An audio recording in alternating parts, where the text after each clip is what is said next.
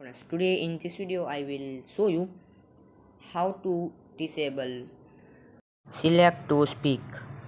So guys, it's very easy to disable it. So first you need to open your setting. Now scroll down and you see this shortcut and accessibility.